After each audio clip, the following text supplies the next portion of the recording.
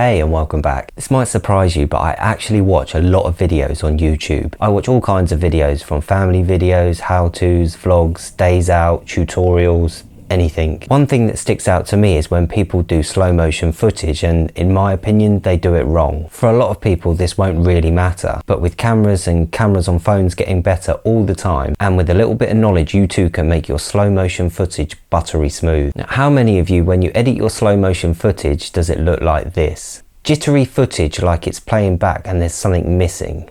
That's because there is something missing, and it's called frames.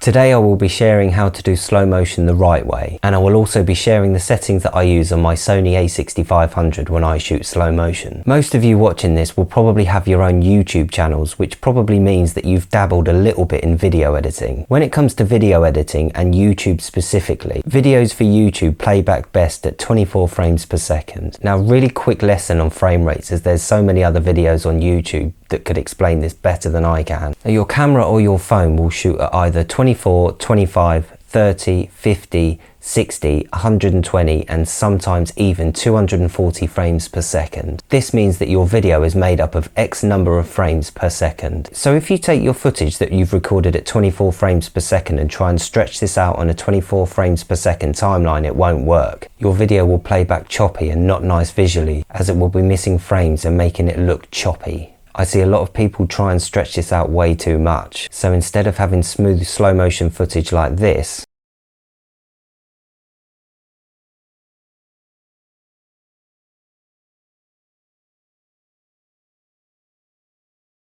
or this,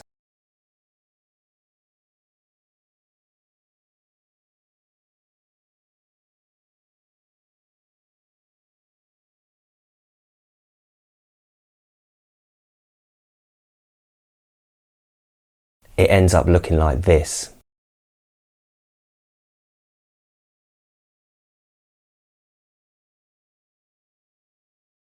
As a side note, if you want to see my Beast from the East Snow Day video, then click the link up here.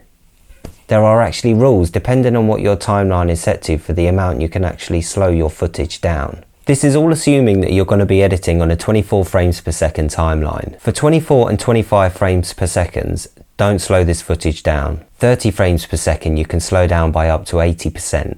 50 frames per second you can slow down by up to 50%. 60 frames per second you can slow down by up to 40%. And 120 frames per second you can slow down by up to 20%. There are ways of being able to cheat 24 frames per second into appearing slow motion, and that's by a plugin called Twixtor. It won't give you perfect results, but it's a good solution if you're out of other options. Twixtor is available for Premiere Pro, After Effects, Final Cut and more. This is a clip from the very first time I used a GoPro, and I filmed everything in 24 frames per second. So I used Twixtor on it to slow it down, and it looks okay, but you can see a lot of warping going on, so if you use it, be aware. However, this is a clip of my family walking on Cromer Beach Pier in Norfolk. I also used Twixtor on this, but this time I got some really nice smooth results. Now, the other thing to take into consideration when doing slow motion is the golden rule on your shutter speed. You should always set your shutter speed to double what your frame rate is.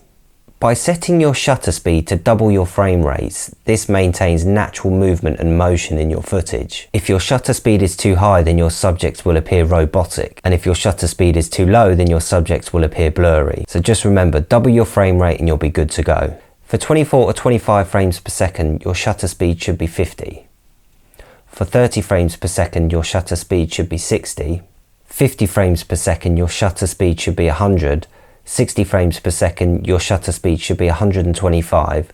And for 120 frames per second, your shutter speed should be 250.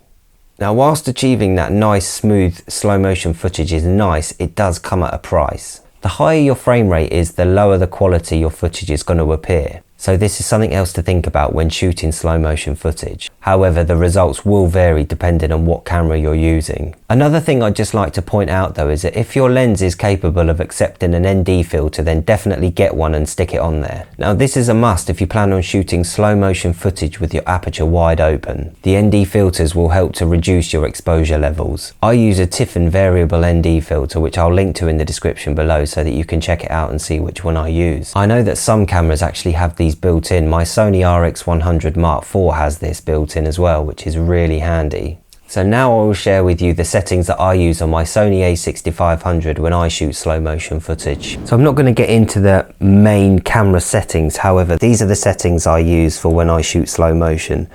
So I will shoot in 60 frames per second and 120 frames per second. So to start with, I will set it to 60 frames per second and I will have my shutter speed down to 125, and I will try and keep my ISO as low as possible. I don't like to really go above 200 or 400.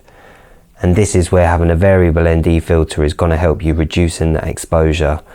And then obviously set your aperture to whatever you like. And then for 120 frames per second, everything stays the same apart from the shutter speed, which I bumped that up to 250. As always, thank you for watching, and to those subscribed, I will see you next time, and to those who aren't, why not click subscribe and click the bell icon to get notified of any future uploads, which I upload every Thursday at 7 o'clock. Hopefully see some of you in the next video. Later.